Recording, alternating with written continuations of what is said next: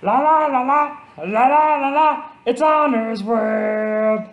La la la la, la la la la, it's Honors World. Welcome to the Honors World vlog. Here's your host, Coach Hall. Thank you, Elmo. Thank you. Oh, thank you. Thank you. I appreciate that. Hello, everybody. Welcome to another day of Honors World Literature. I am your quarantined host, Coach Hall, and happy April Fools to you. I bet you thought I was going to do that entire vlog with Elmo as the narrator, and maybe I would do that if it weren't so tough on the throat, right, Elmo? So, perks right there, boys and girls, of having a couple young kids in the house. So, although this is from my personal collection, so I can't even blame this on the kids. I'm just kidding, really. It is from the kids. All right, let's talk about your chapters today.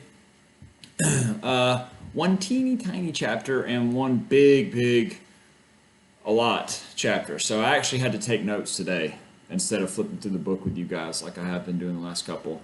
I'm back to the notes page today because there's just so much from chapter 23. It's a meandering chapter. It's a very interesting chapter, but there's a lot to it. Chapter 22. Let's talk with chapter 22. First of all, I want you guys to be paying attention to the timeline. There's actually a really good, maybe I'll post it. I need to think of some things to post to you guys. A good resource for you. There's a timeline online. If you Google A Thousand Splendid Suns timeline, there's a really good one that pops up, and they have dates and everything down there. But you need to kind of be keeping track of how the time has progressed from the very beginning. Chapter 1, 1959, if I remember correctly. No, let's see. It was early 60s. Mariam was born in 1959. Yeah. So, anyway, chapter 22, Lila is 10. It's January, about to be 11. She'll be 11 in April. So she's a 10-year-old kid. Now that means, let's keep track of Mariam. That means Mariam is about to be 30 years old, right? Counting Sesame Street style. It means Mariam is about to be around 30 years old. That puts Rashid at around 55, 60 years old. And he's a smoker. And, so we can only hope that Rashid meets his untimely end. Maybe the lung cancer will get him. You don't wish that on anybody, but Rashid, he's an abusive man. By the way, Mariam and Rashid, we do not have eyes on them in this chapter, but that means that they've been married for about 15 years at this point. 1989 is a significant year because this is the year that the Soviet Union pretty much goes bye-bye. Towards the end of this year and the turn of the century into 1990, the Soviet Union, as we know it from the 20th century, the 1900s, is falling apart.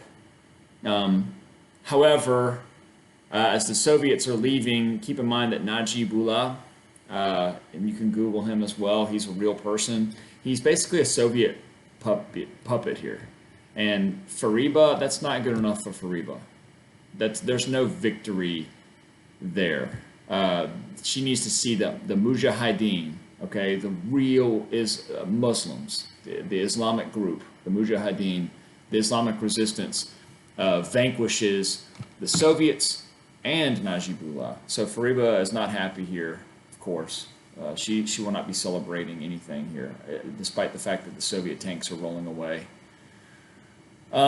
This is the movie chapter with Tariq and Lila. I have mixed feelings about this chapter. I love that it's Tariq and Lila, and they're going to a movie. Tariq is about 12 here. Lila is 10, and she looks over at him in the movie and wonders what it's like to kiss those lips or whatever. And that's all well and good, I guess. I mean, that's part of growing up, but she's 10. So I don't know, man. Maybe the author here pulled the trigger a little too early on this, you know, teenage hormone feelings um, that Lila has for Tariq. Anyway, pretty tiny chapter, not a ton going on. All it's really there for is to set up a big chapter 23. Chapter 23, it's April 1992, and the Soviet Union is done, and Najibullah is surrendering. He's lucky he survived. Lila is now turning 14, so we take a little jump here. I mean, we're over 3 years from our last chapter. Mariam, this puts, if you're keeping track at home, this puts Mariam to be about 34, and Rashid is roughly 60 to 64 years old here. So still a weird gap. I know you think that 30 or 34 is old, but trust me, a 30-year-old and a 60-year-old, that's still a pretty significant gap in age. Najibullah surrenders. The Mujahideen have won. They did it. The Mujahideen. It's over. The jihad, the religious war that they had been fighting for over a decade now, has ended. And Mami is overjoyed. She's a new woman here. They're going to have a party. She's no longer wearing black all day. They're going to have friends over, and they're going to have a little cookout. And man, the Mujahideen, yes. Okay, we have a free to worship Afghanistan now. And how excited we all are. She's also excited that her sons did not die in vain. This is what they died over. And of course, she's not happy that her sons are dead, but she's happy that they did not die in vain. Tariq is about 16 here. Mami and Lila have their girl talk about Tariq. Mami is pretty judgy here, and Lila is kind of, she's happy about it, but she's not, Fariba can't just show up, all these years later, 5-6 years later, and all of a sudden start being cool mom again. Lila makes the mistake of mentioning that Tariq is like a brother to her. That's on page 162.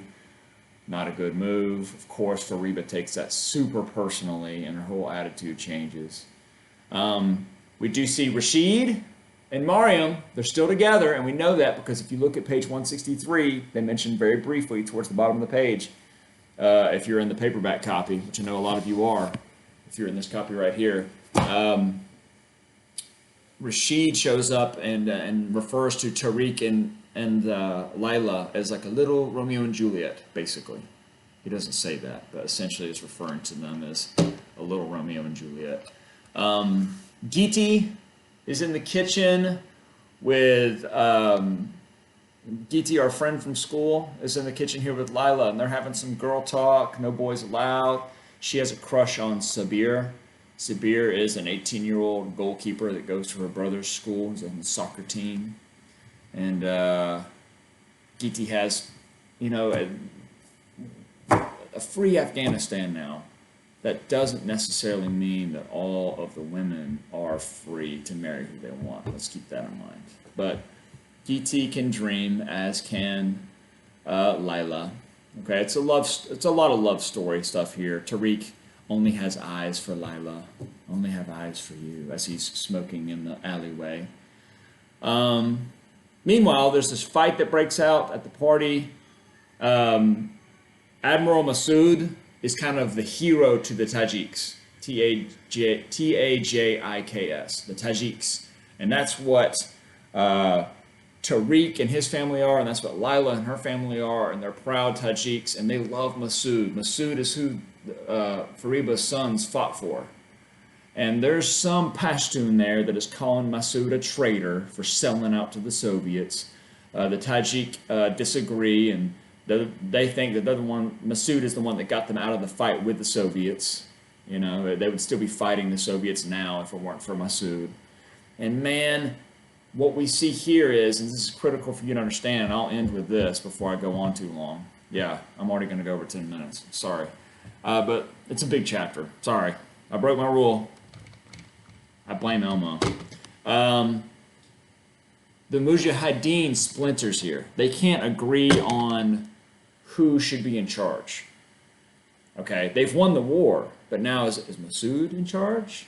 Okay, is the Pashtun leader? And so these little warlords develop. These little guys that say that they're in charge all of a sudden. And guess what?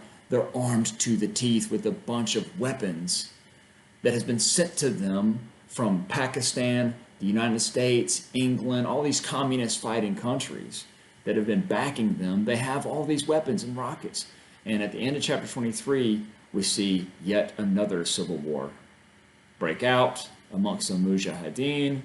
Now that whole group is splintered, and Fariba puts black back on and turns off the lights and draws the shades and goes right back to bed, because yet again, here we are. But we enjoyed it there for a little bit. They had a little party, but other than that, all this is another war that they are fighting amongst themselves now. Now it's Afghanistan versus Afghanistan, you know, without the Soviet involvement. So anyway, I hope you guys enjoyed 22 and 23. 23 is long, but man, it's good. A lot of good stuff in there. Something for everybody. You got a fight, you got the little love story, got some girl talk, you got Tariq smoking a cigarette, and he's 16 now, and he's all cool. You got rockets at the end of the chapter. It's something for everybody in 23. We're going to start jumping into the end of this book. I'm sorry, the end of this section, 24, 25, 26. Those questions are posted on the blog. I haven't decided what chapters I want to cover yet tomorrow. If I want to do, I'll probably break up 24, 25, and 26 somehow over the next couple of days. I'll probably spend, you know, one day for one chapter and another day for two chapters. And I have to look ahead. Might need to take a whole day for 26. No spoilers, but 26 is going to take some time, I think, if I remember correctly. Anyway, sorry I went on so long today, but, you know, hopefully these videos are helping you. Again, don't blame me. It's Elmo's fault. It's really his video. He's the one that made the first appearance. So, anyway, promise you I'm not going crazy. See you tomorrow. Bye.